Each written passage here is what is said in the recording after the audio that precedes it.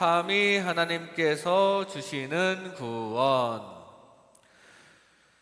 바울이 1차 전도 여행을 마치고 베이스 캠프인 안디옥에 돌아왔는데 사람들이 막 변론을 하고 다투고 있습니다. 왜 그런가 하니 할례를 받아야 구원을 받네, 아니네 막 하면서 그런 주제로 갑론을박을 하고 있어요. 그리고 그 안디옥뿐만 아니라 예루살렘에서는 그와 관련하여 더 큰 논란이 일고 있다는 소문을 들었습니다. 그래서 바울은 그걸 바로잡기 위해서 예루살렘을 방문하지 않을 수가 없었습니다.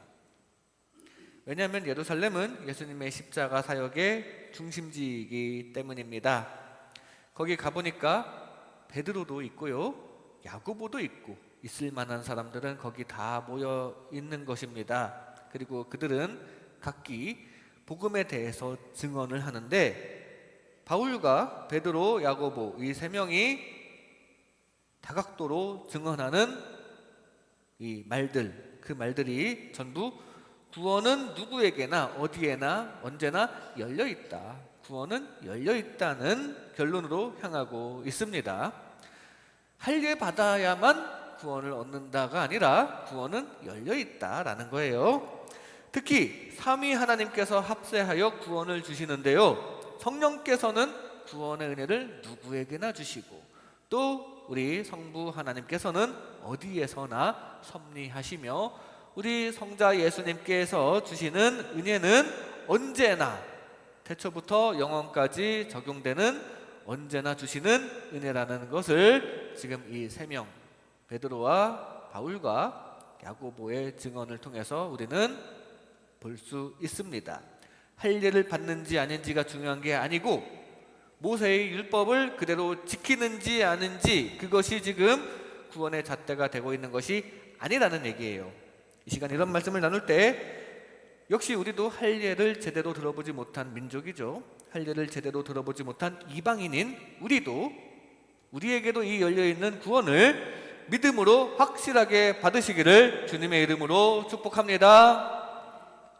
먼저 성령께서는 누구에게나 임하십니다. 성령께서는 누구에게나 임하십니다. 오늘 본문 8절 말씀에 또 마음을 아시는 하나님이 우리에게와 같이 그들에게도 성령을 주어 증언하시고, 지금 7절부터 지금 쭉 베드로가 하는 말이에요. 7절부터 쭉 베드로가 하는 말인데요, 하나님께서 우리와 그들에게 다 성령을 주셨다, 하나님께서 우리와 그들에게 성령을 주셨다라고 베드로가 증언하고 있습니다. 여기 말하는 우리는 유대인을 뜻하고요, 여기 말하는 그들은 이방인을 뜻합니다.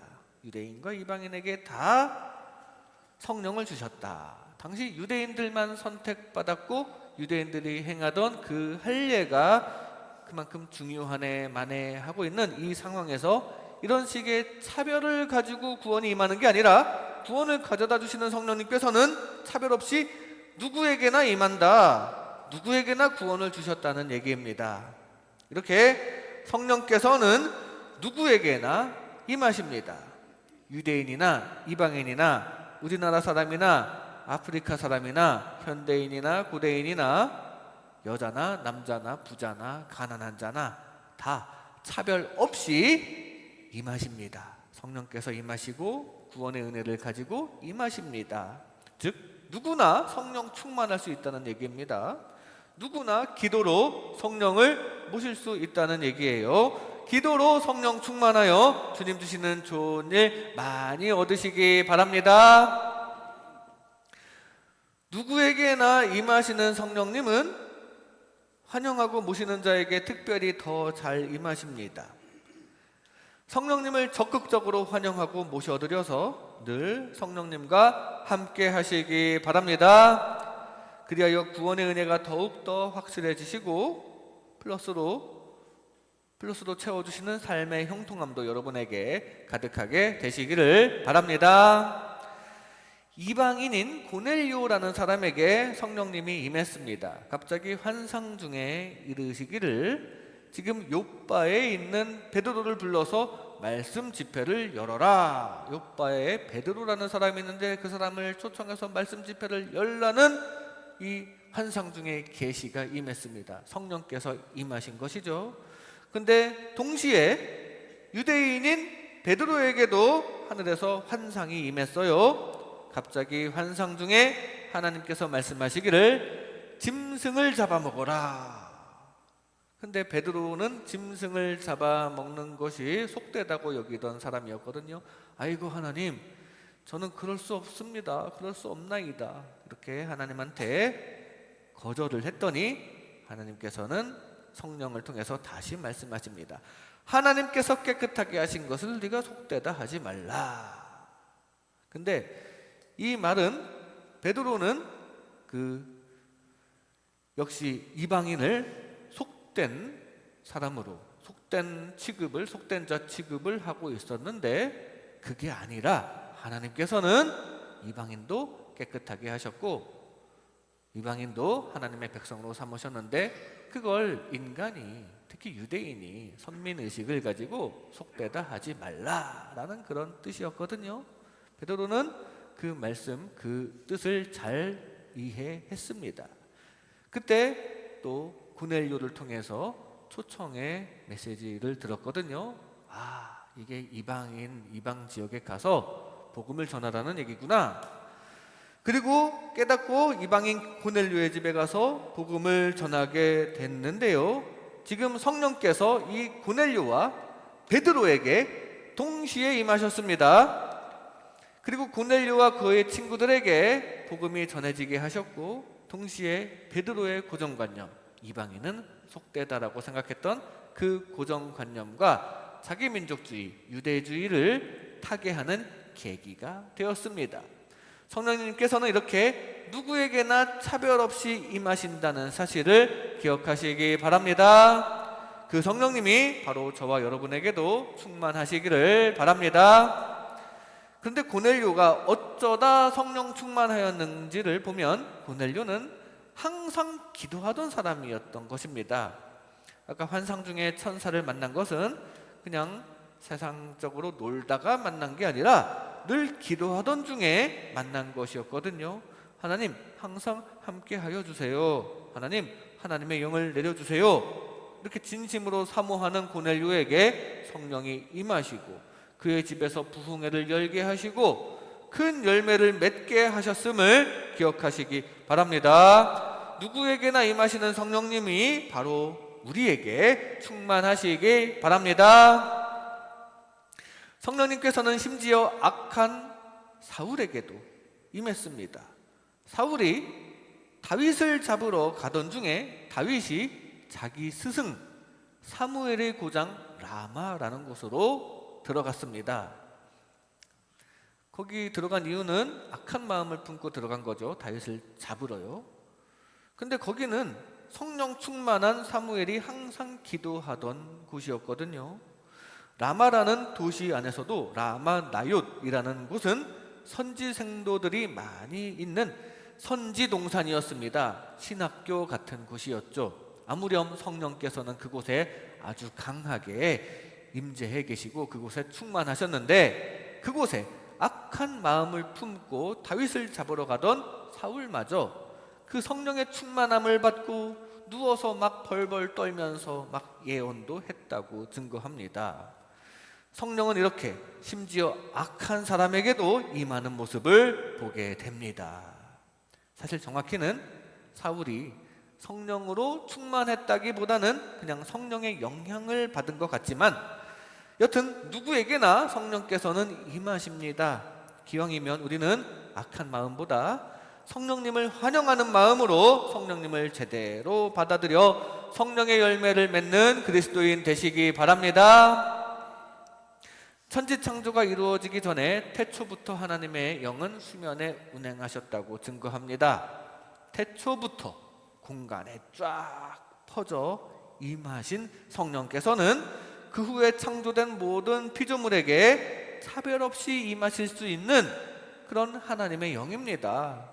이 차별 없이 임하실 수 있다는 가능성에만 머물지 말고 우리에게 임하실 수 있다라는 그 가능성에만 머무르지 말고 우리는 적극적으로 그 성령님을 환영해야 합니다.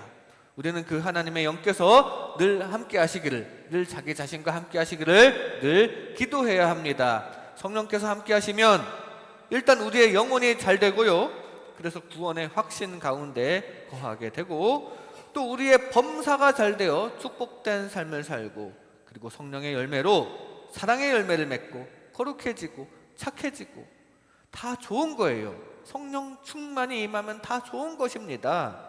성령 충만하기를 두려워하지 말고 하나님의 영 성령을 환영하고 모셔드려 여러분의 삶 가운데 열매가 가득하시기를, 특히 구원의 은혜가 가득하시기를 주님의 이름으로 축복합니다.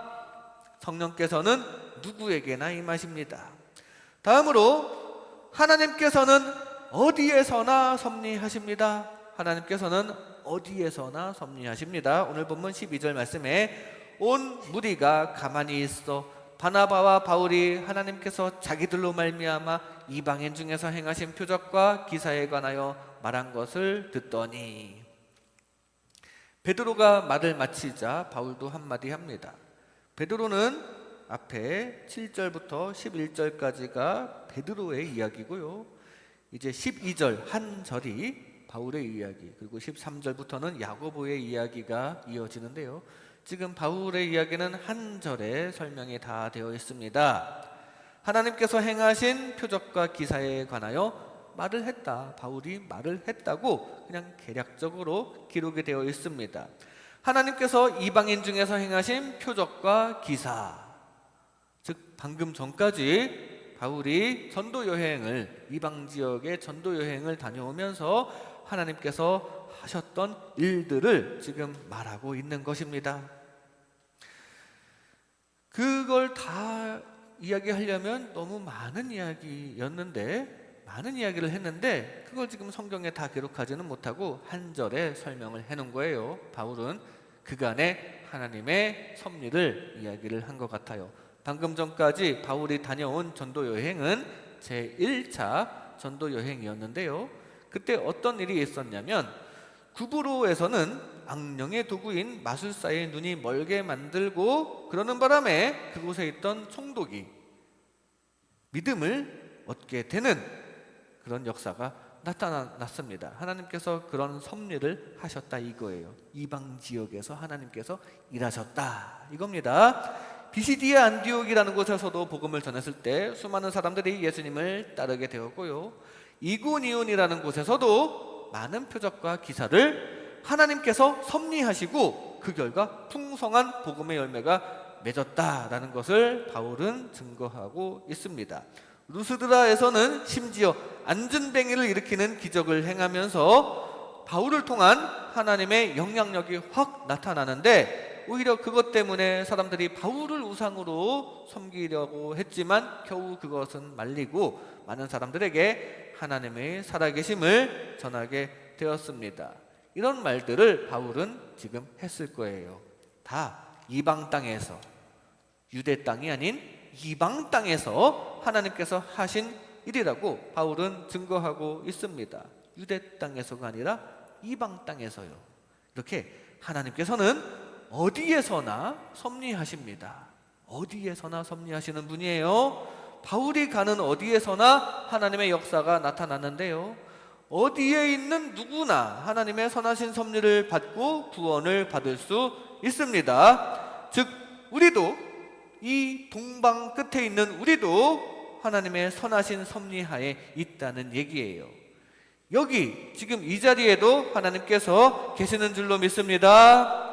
여러분의 삶 가운데 늘 따라다니고 계시는 줄로 믿습니다. 그분께서 여러분 한 사람 한 사람을 위해 일하시고 계심을 기억하시기 바랍니다. 능력 있으신 분께서 내 곁에 항상 계시니 감사할 일이죠.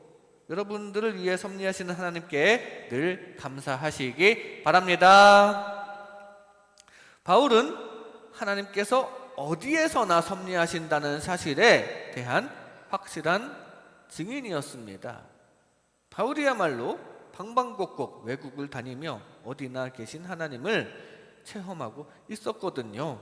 바울은 방방곡곡 전도하면서 체험을 계속하면서 다녔어요. 여기 가니까 여기에도 하나님이 계시고, 저기 가니까 저기서도 하나님이 계시는 것을 체험하고, 하나님의 섭리를 체험하느라 바빴습니다. 그래서 전도하다가 혹 핍박을 받아서 거기서 환영을 받지 못할 때에는 그냥 발에 티끌을 떨어버리고 다른 곳으로 갔습니다. 다른 곳에서도 하나님의 섭리를 또 발견하기 위해서요. 하나님의 섭리를 계속 발견하는 재미로 바울은 방방곡곡을 돌아다녔는데요. 이게 바로 여러분의 삶이 되시기 바랍니다. 집에서 하나님의 은혜를 체험하시고요. 또 직장에 가니까 거기서 또 놀라운 하나님의 섭리를 발견하시고, 어딜 가나 하나님께서 주신 복을 발견하시기 바랍니다.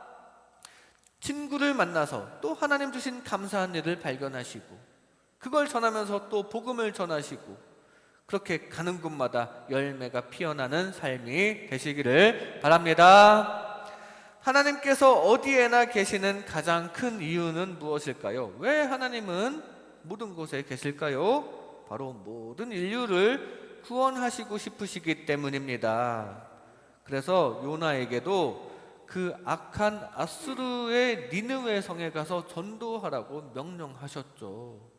요나는 처음에는 그 악한 곳에 구원이 있으리라 생각하지 못하고 하나님의 명령을 어겼다가 된통 혼난 후에 하나님 말씀대로 그제서야 순종하고 그 악한 곳에 갔더니, 거기서 전도했더니 정말로 그곳에도 하나님의 은혜가 임했습니다. 하나님께서는 그곳에도 계셨고요, 그 악하다고 여겨지는 사람들도 구원하시려고 그곳에 미리 가 계시면서 요나에게 사명을 부여하신 거거든요. 복음을 전할 도구가 필요했기 때문입니다. 하나님께서는 어디나 계시는 줄로 믿습니다. 어디에서나 계시면서 구원을 섭리하시는 줄로 믿습니다. 그러므로 우리는 세계 방방곡곡을 다니며 주님을 전해야 합니다. 여러분 모두가 해외 선교사가 되어서 아프리카 같은 오지까지 가면서 전도를 할 수 있으면 참 좋겠지만, 꼭 그래야만 사명이 감당되는 게 아닙니다. 우리 사회의 어두운 곳, 세상적인 친구들과 만난 그 자리, 거기에도 하나님이 계십니다. 그것도 바로 오지라고 볼 수 있어요. 내가 만난 그 사람들은 정말 타락한 애들이니까 하나님 관심 받기 아닙니다. 하나님께서는 타락한 사람에게도, 우리 사회의 어두운 곳에서도 하나님은 함께 계시는 중이에요. 우리가 전해야 합니다. 전하시기 바랍니다. 제 군대 동기 중에 누가 봐도 세상적으로 방탕해 보이는 아이가 한 명 있었는데요. 가끔씩 연락하고 만나는 몇몇 군대 동기들 중에 하나입니다. 그러다가 그날도 오랜만에 몇몇이 함께 모인 자리가 있었는데요. 그날 저는 충격적인 말을 한마디 들었습니다. 자기가 구원을 받았대요. 누가 전도해줘서 몇 주 전부터 교회를 다닌다는 겁니다. 그때 제가 든 생각은, 난 왜 이 친구를 전도할 생각을 안 했을까? 나도 모르게 그 전도 대상자를 차별했다는 생각이 확 드는 것입니다. 여러분은 어떻습니까? 나도 모르게 저 친구에게는 하나님의 관심이 없을 거야 라고 생각하고 있지는 않는지요? 하나님께 관심이 없는 자는 없습니다. 그냥 나의 색안경일 뿐입니다. 나의 색안경으로 하나님의 관심의 영역을 제한하지 말고 어디에나 계셔서 어디에나 누구에게나 구원을 주시기를 원하시는 그 하나님의 은혜를 전하시기 바랍니다. 그래요, 나 또한 어디를 가든지 계시는 하나님의 보호를 받으면서 우리는 하나님의 복음을 전하고 또 어디에서든 하나님의 보호를 받고 그렇게 주님과 드리고 받는 가운데 어디에서든지 주님과 사랑 관계를 나누시기를 주님의 이름으로 축복합니다. 하나님께서는 어디에서나 섭리하십니다. 마지막으로 예수님께서는 언제나 십자가 은혜를 주십니다. 예수님께서는 언제나 십자가 은혜를 주십니다. 오늘 말씀은 성령, 성부, 성자, 하나님께서 이렇게 구원의 섭리를 주시는데 또 누구에게? 누구에게나. 그 다음에 어디에서? 어디에서나. 그리고 언제? 언제나. 이런 누가 언제 어디서 이런 육하 원칙에 해당되는 부분도 모두에게 항상 누구에게나 열려있는 그런 모습입니다. 예수님께서는 언제나 십자가 은혜를 주신다는 사실을 이제 야고보의 말을 통해 알 수 있어요. 오늘 본문 16절 말씀에 보면 이후에 내가 돌아와서 다윗의 무너진 장막을 다시 지으며 또 그 허물어진 것을 다시 지어 일으키리니. 바울이 말을 마치자 13절부터 이제 야고보의 증언이 시작됩니다. 이 야고보는 예수님의 제자인 세베대의 아들 야고보가 아니고요, 알페오의 아들 야고보도 아닙니다. 당시 야고보라는 이름은 아주 흔해서 동명이인이 많았는데요, 바로 예수님의 동복 형제 야고보로서 처음에는 예수님의 사역을 이상하게 여기던 가족이었는데 나중에 변화되어서 복음을 일선에서 전한 사도가 되었고 지금 야고보서의 저자가 된 그 야고보입니다. 그는 지금 예언서 아모스 구약 성경에 기록된 말을 인용하여 여호와께서 다윗의 장막을 다시 짓는다고 하신 말씀을 지금 상기시키고 있습니다. 무슨 얘기입니까? 이거 예수님의 십자가 사역을 통한 구원을 예언한 구약 말씀인데요, 이 구원은 예수님의 십자가 은혜는 구약 시대부터 작정되었다는 얘기입니다. 뒤에 18절에는 예로부터 계획된 것이라고 하는데 구원은 태초부터 계획된 것이었다는 것이죠. 에베소서 3장 11절에는 이렇게 증가합니다. 곧 영원부터 우리 주 그리스도 예수 안에서 예정하신 뜻대로 하신 것이라. 예수님께서 세워두신 이 복음은 누구에게나 성령님에 의해 주어지고 또 어디에서나 하나님에 의해 얻을 수 있는 복이며 태초부터 지금까지, 아니 미래의 영원까지 그 구원의 은혜는 유효하다, 그런 얘기예요. 이렇게 예수님께서는 언제나 십자가 은혜를 주십니다. 예수님의 십자가 은혜는 언제나 적용되는 것입니다. 언제나 적용되는 이 십자가 은혜, 지금도 당연히 우리에게 적용되고 있습니다. 그 십자가 은혜가 항상 가득하시기 바랍니다. 무슨 옛날 어른들만 교회 다니는 그런 거 아니에요. 실제로 지금 시대 기준으로 볼 때 옛날 1960년대, 70년대에는 교회가 많이 부흥했었죠. 좋은 일도 교회가 많이 했고요. 또 교회를 다니는 게 미덕이었던 그런 느낌도 있었습니다. 근데 그때만 교회에 다니는 것이고 그때만 예수 십자가 구원이 있는 게 아니에요. 지금처럼 교회가 무시받고 핍박받을 때에도 예수님은 계십니다. 십자가 은혜는 항상 효력이 있습니다.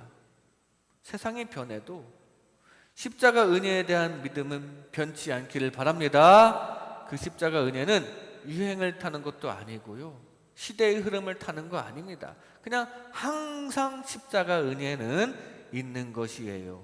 바로 지금도 바로 나 자신을 위한 십자가 은혜를 믿음으로 반드시 받아들여서 그 십자가 고통이 헛되지 않게 되기를 바랍니다.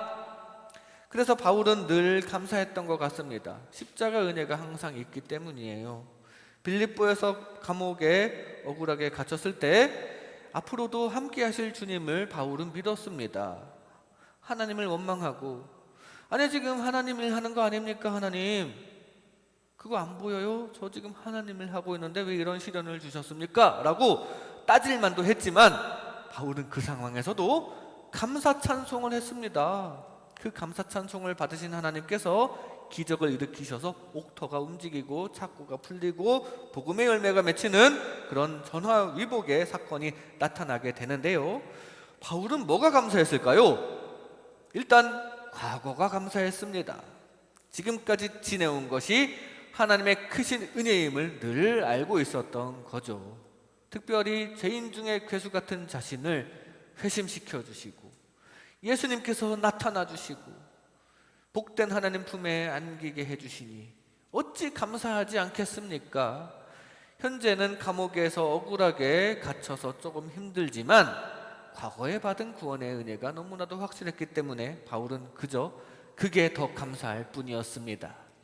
미래에 대해서도 감사했습니다. 바울은 분명히 하나님께서 섭리하셔서 복음의 열매가 맺히게 하실 것을 확신했습니다. 설령 본인이 거기서 죽는다 하더라도 이 땅에 복음의 씨앗이 퍼질 것을 기대했습니다. 그것은 하나님께서 하실 일이라는 것도 알고 있었으니 그 미래에 펼쳐질 십자가 구원의 은혜에 대한 기대감을 가지고 그걸 감사했습니다. 그리고 바울에게는 영원이 있습니다. 영원. 살면 충성하면 되고 죽으면 천국 가니까 감사. 그리고 자신이 아니라도 하나님께서 복음을 전파되게 하실 것이니까 세상 일 하나님께 맡기면 되고 영원한 하나님 나라에 가면 되니까 그게 감사한 겁니다. 바울은 이렇게 과거부터 미래까지 항상 있는 구원의 은혜를 보고 감사할 수 있었던 것입니다. 현재만 보니까 감사를 못하게 되는 경우가 많아요. 그것도 현재를 부정적인 시각으로만 보니까 감사를 못합니다. 현재 중에 부정적인 것만 보려고 노력하니까 우리가 감사를 못해요. 현재만 봐도 현재에도 긍정적인 것도 있고요. 그리고 그 현재를 포함해서 우리에게 주어진 시제는 과거와 미래까지 3시제가 있습니다. 감사할 거리는 넘쳐 흐른다는 사실이에요. 특히 하나님의 자녀들에게는 영원의 시간까지 합치면 그것도 하나의 시제라고 보면 4시제가 있어요. 그 중에 단지 현재만 바라보고 감사를 못하는 것은 지혜롭지 않은 것입니다. 지금까지 지내온 것, 주님의 크신 은혜에 감사, 현재도 함께 하심을 감사, 그리고 앞으로도 합력하여 선을 이루실 것에 대한 감사, 그리고 무엇보다 구원받아 주님 품 안에 있을 영혼을 바라보며 감사하시기 바랍니다. 그게 예수님께서 십자가에서 부어주신 은혜가 적용되는 시제입니다. 태초부터 영원까지 예수님의 은혜는 살아있는 것입니다.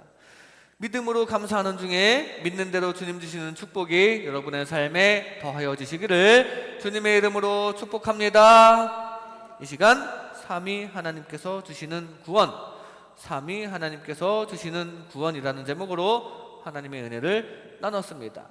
성령께서는 누구에게나 임하십니다. 성령을 환영하고 모셔드려 사랑의 열매를 맺으시기 바랍니다. 하나님께서는 어디에서나 섭리하십니다. 구원이 널리 퍼지기를 원하시는 하나님의 은혜를 널리 전하시기 바랍니다.